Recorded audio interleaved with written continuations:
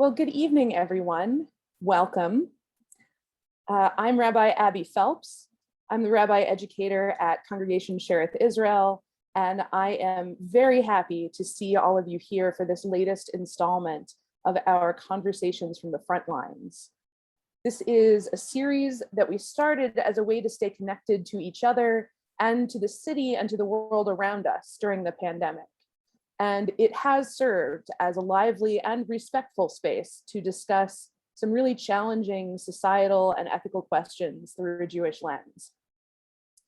This evening's conversation will be primarily about issues surrounding Senate Bill 731, which seeks to allow some people who have served time for felonies to have their convictions expunged and charges against them dismissed. It's a really timely conversation for us to have, not only because this bill is currently under consideration in the legislature, but also because of where we are in the Jewish calendar, which is, of course, the month of Elul, the month that leads up to the High Holy Days. And this is a special time for us to place a focus on reflection, on honestly assessing and striving to improve ourselves, but also our society. And it's a time to think, of course, about teshuvah, the process of repentance or returning, and how we can make that accessible to everyone who earnestly seeks it. Senate Bill 731, which is also known as Time Done, along with SB 62, the Garment Worker Protection Act, which I believe you'll hear a little bit about this evening as well, make up the current legislative agenda for the RAC California. That's our regional branch of the Religious Action Center of Reform Judaism, which is the lobbying arm of our movement, and really our partner in seeking to create a fairer and more just society. And these bills are also priorities for our own Social Action Committee here at Sherith Israel, which is an impressively active and growing group of folks who work on many social justice issues, including, of course, supporting refugees, asylum seekers, and immigrants as part of our mission as a sanctuary congregation, as well as promoting racial and environmental justice, increasing voting access, and much, much more. If this appeals to you and you haven't had the chance to get involved yet, I encourage you to reach out to the Social Action Committee co-chairs, Karen Altschuler and Stacy Passman-Lapushin. I'm going to put their email addresses in the chat in a moment. But for now, on behalf of the Social Action Committee, I am delighted to introduce David Newman, who you can see there on your screen, who will lead a conversation with Isaac Yosef, who you can also see on your screen, who is the owner of Frena Bakery and Hummus Bodega. And he's going to speak a little bit about his experiences employing formerly incarcerated folks in his businesses. David is a past president of Sherith Israel, and he currently sits on the board of the Jewish Community Relations Council, where he is chair of the Public Policy Committee. In his past life, he was a senior attorney for the Federal Trade Commission. And he and his wife, Ellen, continue to be very active participants in many areas of life at our synagogue, for which we are incredibly grateful. Before we begin, I just want to say, if you have questions, please feel free to put them in the chat, and we will address as many of them as we can. And with that, I turn it over to you, David.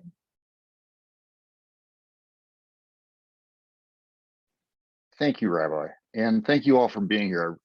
I think this is going to be a really interesting conversation. So I want to start by asking you to imagine that somewhere in your past, you were convicted of a felony in California.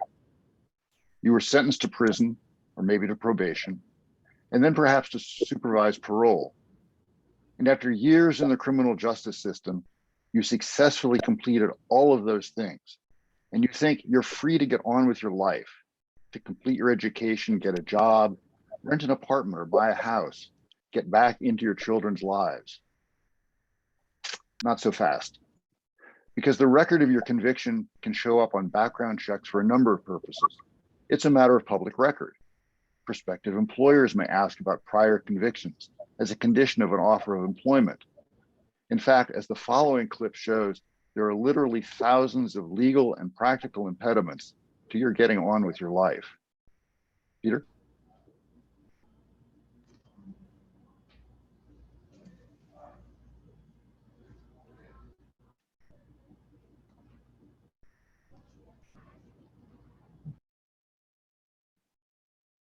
When we finish reading the Torah, we unroll it to see it in full.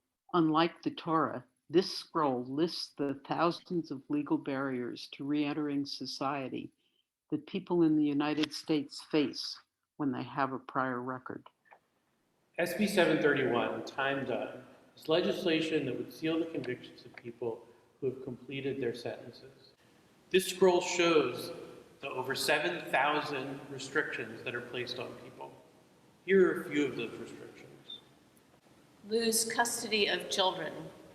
Barred from most occupations that require a license. Be barred from receiving educational aid. Be unable to receive food stamps.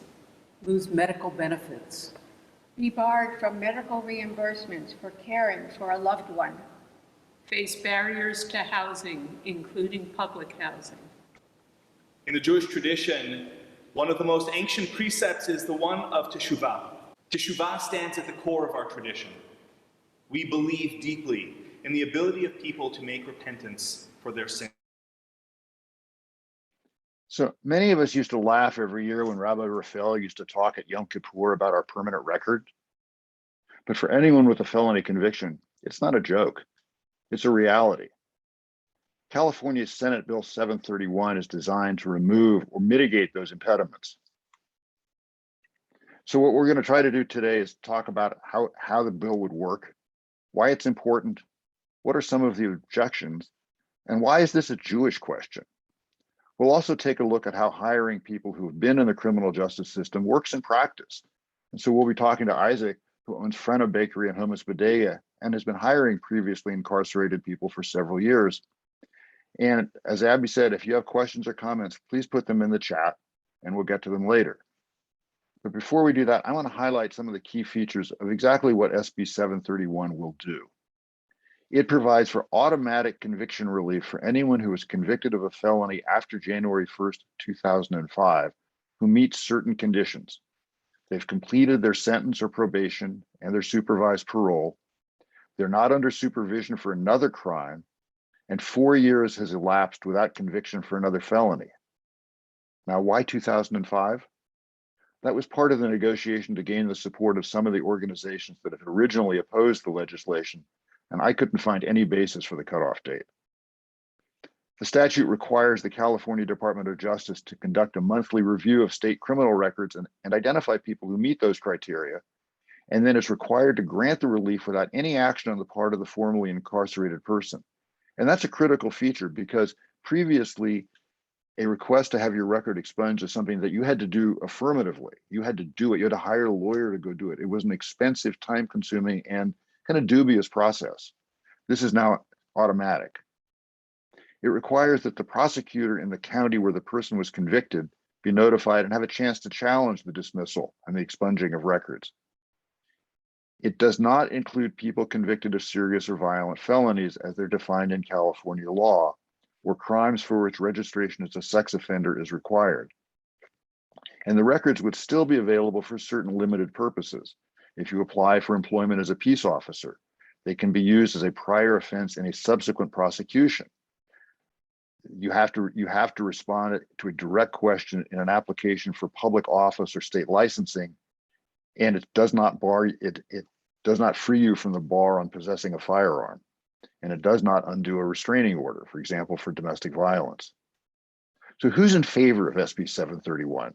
Well, hundreds of community organizations, social justice organizations, faith-based organizations, Reform California, for example, which is the advocacy wing of the Reform Jewish Community of California, and the Bay Area Jewish Community Relations Council. Congregation Sherith Israel has not yet taken a formal position, but our Social Action Committee is in support of the legislation. So with all that support, who's opposed? Opposition is primarily from law enforcement groups and from two state boards that regulate certain professions. One of the opposing groups is PORAC, the Peace Officers Research Association of California. And I'm going to read what they said in their opposition to the original version of the bill. PORAC believes that by expanding the relief of penalties for all felonies, we are placing our communities at risk. Oftentimes, felony crimes are violent and leave behind innocent victims whose lives will never be the same. By allowing violent criminals back on the street with their records dismissed, They will have less deterrent to commit another crime, thus leaving more victims in their wake. If the author is willing to amend the bill to exclude violent criminals, we would be inclined to remove our opposition. Now, the bill was in fact amended after that opposition was filed, and it was amended to exclude violent and serious felonies as California law defines them. I contacted PORAC earlier this week and asked if they had dropped their opposition in response to the amendment. And its spokesman said no, because the bill did not include other offenses that are not part of the state's definition of serious and violent felonies. So that's where the opposition stands right now. So the issue that SB 731 seeks to solve is not an academic one. This is not a matter of Torah study. It's of practical concern for hundreds of thousands of Californians who have served their time, paid their debt, and want to lead productive lives. And to get a feel for that, let's take a look at another short video clip. Hello, my name is Mustafa Jibril. I'm here working as a case manager in housing navigation here at Westchester Park, and here we're trying to house the population here that's homeless. So I've been doing this work for about almost 15 years now, working in this field as a case manager. And one of the issues that I'm having is I do have a record. I have a charge from 1999, and it's preventing me from becoming a real estate agent at this point, even though I work with people and I have to work with their personal documentation. Yes, I've been a gang specialist for about 15 years as well. So I work with a lot of the youth come out of the system, re-entering the community alongside with probation. I do have a youth sports program. I have a boxing program and a basketball program. And my personal goal is to become a physical therapist. I did complete my kinesiology degree, a bachelor's in kinesiology, but my problem is that I have a record, and I did get my record expunged. I have a record from 1999. And it's still causing me to have to hire lawyers in order to become a licensed physical therapist. So this is why this bill is so important, because you have people like me, like myself, that's out here that's creating change, but at the same time, I can't be a part of that change.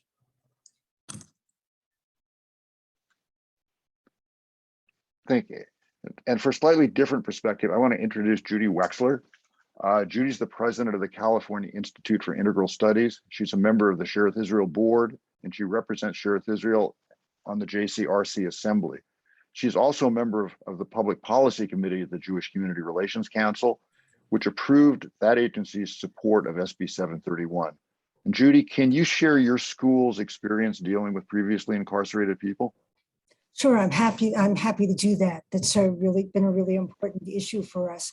A number of years ago, one of our faculty came to me and said she had been working in San Quentin for a number of years doing restorative justice. And after working with people in San Quentin and the families of people who had, people who had been victims of crime, that she was proposing that we do an academic program for the formerly incarcerated. And she presented some really compelling data that if people were able to complete their education, that the recidivism rates went way down. And that it was extremely difficult for the formerly incarcerated to pursue their education because they are not eligible for student loans. So probably 90% of the students that we see finance their education using federal loans, but those are not open to the formerly incarcerated. And so we created a program, we created a scholarship program using CIS funds, and then I started doing fundraising to raise more scholarship money. And I was surprised at how difficult that fundraising was, even though the students who were in this program did really well. They were very committed to their education, and a number of them chose to go on into our graduate programs in counseling, even though the license to be a therapist does require that you not have any convictions. Now, sometimes you can get approval to go forward, even though you have those convictions. But again, it's an expensive and it's a long project. So, CIS believes that we have an important community benefit function, and this is part of our commitment to that. So how many of the people that you brought in through this program are actually out there practicing and doing some form of work with people? So they're doing more of the peer counseling kind of work. So they have skills that they've developed, which would enable, some of them to be therapists, but they're working as peer counselors. And it's a really important role because doing, therapy, doing work with people, when you have experienced the same kinds of difficulties and are operating from the same context, is a very, very powerful experience. And so you're able to connect with people in a way that is more challenging for those who have had entirely different experiences. We're a Jewish population, so I'll say that how many of us have gone to see therapists who were Jewish? And having somebody with the same kind of background is very helpful as you're explaining family dynamics, or you're explaining the impact of anti-Semitism. Well, it's the same thing when we're talking about a population of formerly incarcerated. If you know what the experience is of both having been in prison and having successfully gotten out, and the challenges, that you're in a much better position to help people. So what would the difference be for the folks who are doing peer counseling if they were actually able to get a license to practice? Well, for one thing, they get paid more. It's a more stable kind of role because you can open up your own practice. You can work for public agencies. The lower you are on the kind of the totem pole of therapists, the more likely you are to get dismissed when funding is challenging. So it's a much less stable kind of position than if one is licensed or really viewed as a professional. And instability, of course, raises the risk of recidivism. Yes, it does. Okay, thank you. Now I want to bring in Isaac. Isaac, as Abby said, is the owner of Frena Bakery and Hummus Bodega. And by the way, really good hummus. And has been hiring formerly incarcerated people to work in his restaurants for several years. A few weeks ago, he sat down for an interview with Nora Herndon Lazarus, one of our Sherith Israel high school students and the president of our Temple Youth Group. And I want to play an excerpt from that interview. We have Frena is a kosher bakery, and kosher meaning you have certain rules of the food, the way the food is supposed to be, and the way they bake is supposed to be, and what can cross-contamination with other ingredients. Meaning, kosher is a way of life, not just what you eat. If you eat kosher and you steal, right, or you curse people all day, or you butcher your employees and you're mean to them, or you don't pay them right, then it's not kosher. So yeah. Kosher is not just the food. Kosher needs to be the entire way you conduct business in your life. You need to be nice to your parents, or Yeah, no, that's lovely. Your whole bakery is kosher, not just the way you make the food. Exactly. My whole life is kosher. Yeah. So Isaac, welcome to Sherith Israel. Thank you. And how did you get started hiring people who've been previously incarcerated? So it wasn't planned. I never thought, I was never against the idea, obviously. I never thought about it too. We opened, a few months after we opened, somebody just came, asked to talk to the owner or the manager, and I was there in the front, and he said he's looking for a job. And I saw a very intelligent person. We sat and he started talking to me. He started saying words in Hebrew. He started telling me, he wants to make a challah, and I knew I asked him if he's Jewish, which I didn't thought he's Jewish, but I was surprised. Why do you know Hebrew? So he told me he studied Hebrew, and then I said, okay, well, I thought, why would a guy, such a smart guy, want to come work for a minimum wage in a bakery? And then before I finished my thought, he told me he literally, when he came in, he was so glowing and full of energy, and his eyes were sparkling. And then the second he told me, he stopped, he dropped his eyes down, and you can see how all the energy completely blew away from him. And he said that he just released from prison. A few days ago, he was 23 years in prison for robbery and murder. And he just looked down. He didn't even look at me. And I wait.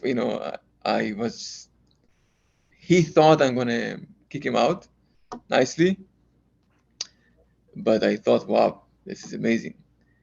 He's gonna, if I give him a chance, I felt if I give him a chance, he's gonna prove me right. This guy is gonna, if I give him an opportunity, he's gonna take it. So I told him, okay, just come on Sunday. And he was shocked. He couldn't believe. He said he was revived, and you can see how happy he was, and it was the best thing happened to him in the last 23 years, probably. I mean, except going out of prison, probably. And then he came to work. He started working. I knew he's going to be a great, responsible worker, and he was. And after a few weeks of him working, he said, "Hey, I have a very good friend. He was a lifetime in prison too. He did 25 years. He's going out in 2 days. Do you want me to bring him over?" I said, "Of course, yeah, bring him over. We need more help." And he brought his friend, and we hired him as well. And then they brought another friend, and basically the rumor in the halfway house next to us, it's 111 Taylor. Just know that if you want a job, to go to the bakery. There was a sign of the bakery behind the front desk. We are hiring, and before you know it, we had more than 40, I believe, prisoners, most of them over 25, 30 life prisoners, ex-life convicts, lifers, how they call it, and the rest were, 10 years. We had some people 5 years, 15 years, and they did everything. They worked in the store, in the kitchen, obviously, in the office. So we just had them doing everything. So go ahead. I'm sorry. So it wasn't planned. It just happened. Our goal was to, we opened a kosher bakery with a kosher sign on 6th Street, which is not the nicest street, but it's still the main main entrance to the city from the 280. So everybody see you, and we have a big responsibility. If you have a kosher sign, and we said we can't fight. We can't fight with the people outside. We have to work with them. You can't fight with homeless people every day coming in asking for food. You can't, if they make a mess outside, you can't get angry at them all the time. It is what it is. You just have to live with them and be a part of it. And they respect it, and it makes your life easier. And of course, the main reason is to set up an example and to give a good name to the Jews, especially to the Israelis. That maybe the name of Israel is not so well in the news right now, but we need to make sure it will be. So you clearly see your work. You're taking on these people who've been in prison as a Jewish thing. It's informed by your Jewish values. Can you describe that a little more? So yeah, 100%. This bakery, first of all, this bakery is one of the hardest things I've done. I was in the army, of course, and other stuff, but physically and mentally, working in this bakery, was just, we didn't expect it to be so hard and so stressful and on a big take on your body. And the only, let's say, the rewards from it, and they would give you drive to get up, To push forward is to know you do good. To know that you help community, to know that you really change people's life, and you give them a place of work. And every time, in the Torah, it says that when a poor person is asking from us a donation, we're not supposed to be, hey, okay. For example, I gave somebody $1 and he didn't say thank you, just walked away. How annoying is that? The guy can't even say thank you.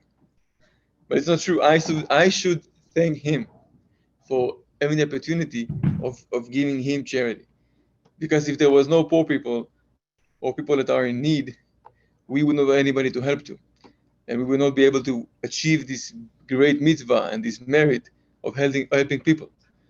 So the fact that I can help somebody, I need to thank him for giving me the chance to help him and to make his life better. And this is how I see it, and this is why you don't expect anything in return or any gratitude or any, what happened now with how it got advertised and it was all over the news.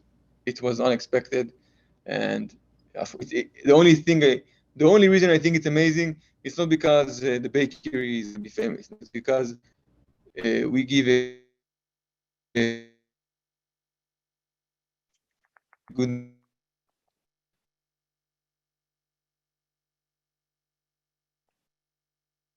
Isaac, you're cutting out on us for a bit.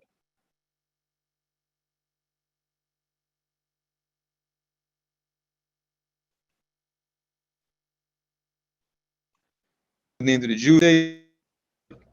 And that's the. So you hear me now again? Yeah, you're okay. You hear me now? Go ahead. Yes. Where did I got cut off? Good. So rewind rewind a few seconds.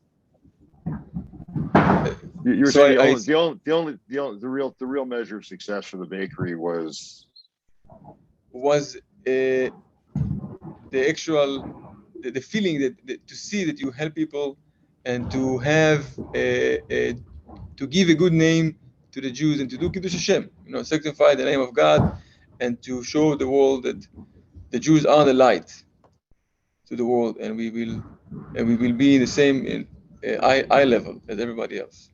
Got it. Thank you so much. Rabbi Phelps, in her introduction, and Isaac certainly in what he just said, really brought up the idea of our Jewish relationship to the idea of repentance. And I wanted to do a couple of quotes here. One is from Hannah Arendt, the Jewish German philosopher, who in her book The Human Condition argues that forgiveness is a prerequisite to civilization. It's a prerequisite to moving forward, because it's the only way to unbind ourselves from the endless repercussions of our past. And Maimonides makes a related point in his work, The Laws of Repentance. It's a serious wrongdoing to say to a person, remember your previous conduct, or to remind them in order to shame them. This is the principle we invoke for ourselves every Yom Kippur.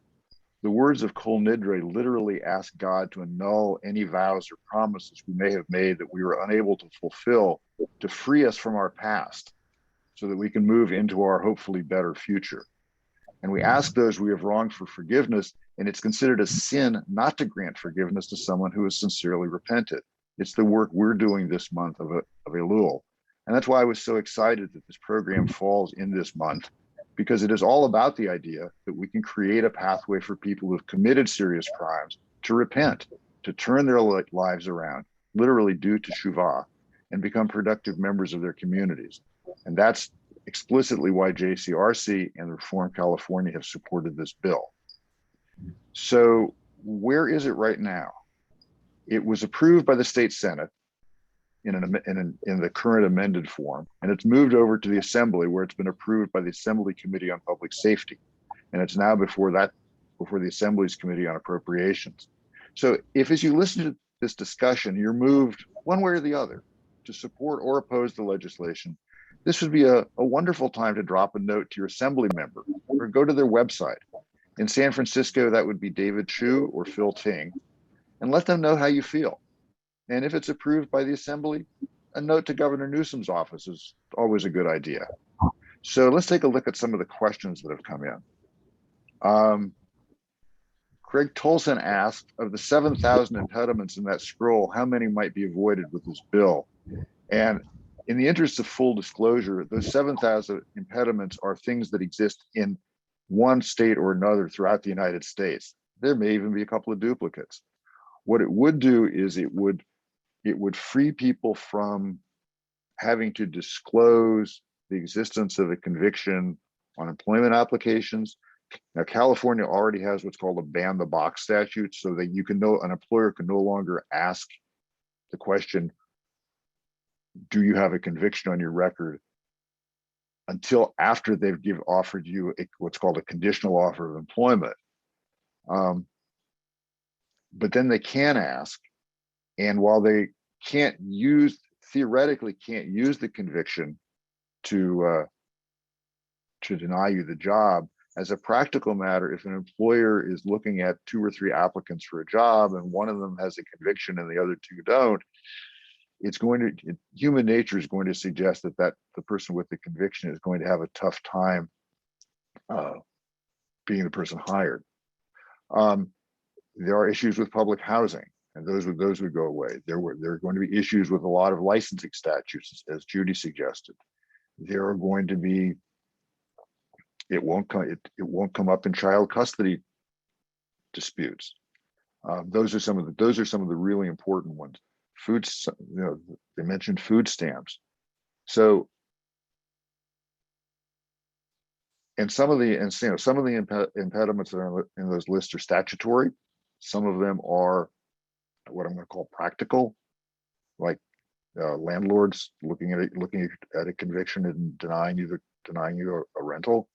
But those are the sorts of things that we're looking at. I have another question from Rita Jeremy. A few examples of serious crimes that would be and would not be expunged by this bill. California has 2 statutes, one of which defines serious felonies and one of which defines violent felonies. They are virtually identical. And they are things like intentional homicides, rape, burglary, kidnapping, assault on a police officer with a deadly weapon, assault on a public official with a deadly weapon. It would not include theft. It would not include a situation, for example, we've all seen the videos of people breaking into jewelry stores and robbing them. So if you were one of the 19-year-old kids who got caught breaking into a jewelry store and got sentenced, that would be the sort of thing that would be expunged. It would not include probably would not include crimes like embezzlement. Embezzlement would be covered by this. Excuse me. Embezzlement would be one of the crimes that would be expunged under this. So non-violent felonies, probably not vehicular manslaughter because it's not intentional homicide, would be expunged. And if we've got a criminal defense attorneys on here who have a better command of the criminal code than I do, that would be great. Please chime in. And if anybody else has any other questions, that would be great.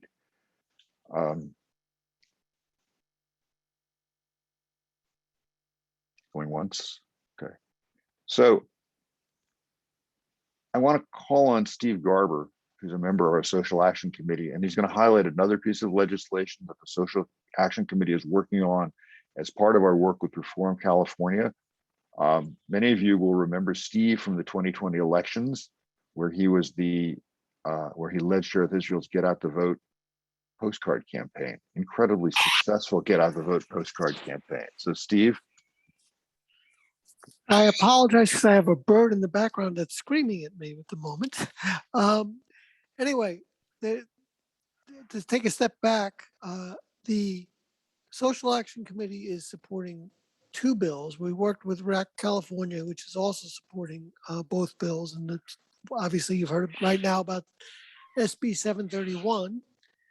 The other one is Senate Bill 62 about garment workers and wage theft. Timing is everything with the bird, sorry.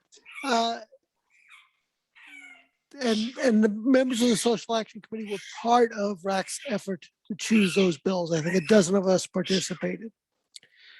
For many years, retailers and manufacturers have frustrated laws against wage theft for garment workers. And they've done this by creating layers of subcontracting and claiming that they do not fall under the law's current definition of a garment manufacturer.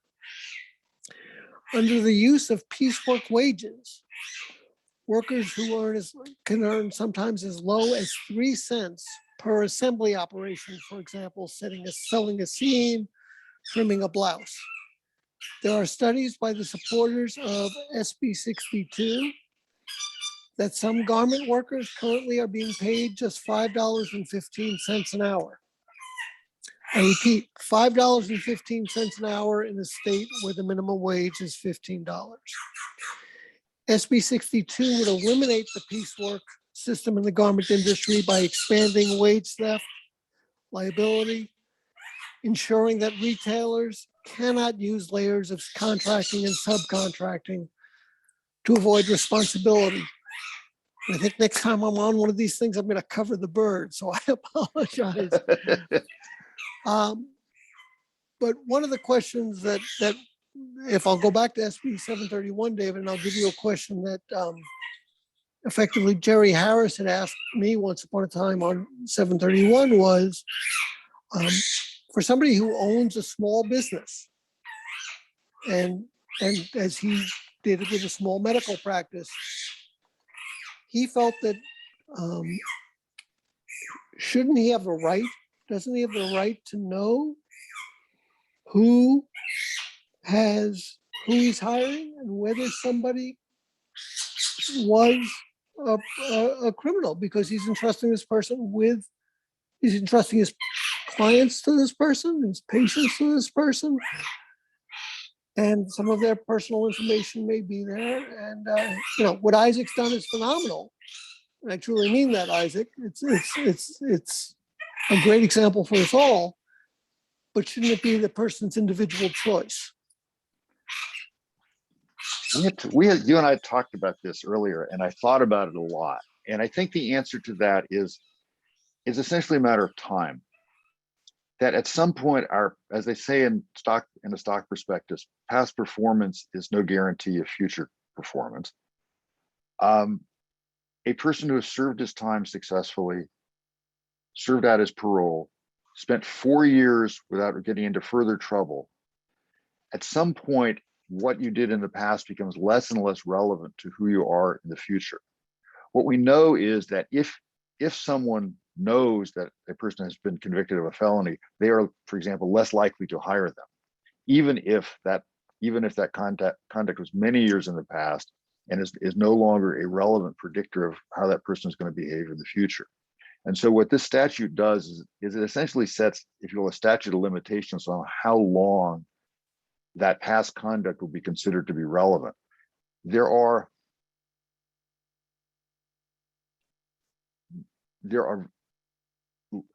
versions of this law already exist for people with misdemeanors. And if you look at, and I'm going to pull up my own experience as a trial lawyer, if you have a witness on the stand, you can use the fact that they were convicted of a felony to impeach their credibility, but only for a certain period of time. And at some point, that conviction simply becomes irrelevant. And this is essentially the same thing. Jerry's question is a good question, but we are essentially making a balancing choice between your right to know everything there is to know, even when that information is no longer particularly useful, and the right of a person who has paid their dues to get back into society and be a productive member of their community. And that's the choice that's here. This statute falls on the side of we're going to let people get back into the community successfully, because otherwise we're simply encouraging them to go back to their prior lives if they have no other choice. Do you have any other questions? And thank you for that one, Steve. So if there aren't any other questions, we're going to let everybody get to dinner early. I want to thank Abby for her introduction, Isaac and Judy for their participation, Nora Herndon Lazarworth for her wonderful video, Peter Bonos, as always, for making the program tech run smoothly, and Reform California and Rabbi Julie Sachs-Toller for their valuable information and insights. I also want to thank Karen and Stacy Passman, the co-chairs of our Social Action Committee, and Steve, who's an incredibly active member of that committee, for their help in organizing this panel. I want to thank the people who asked questions, and I want to thank all of you for joining us this afternoon. Thank you so much and have a great evening. Thank you, everyone. Thank you very much. Thank you.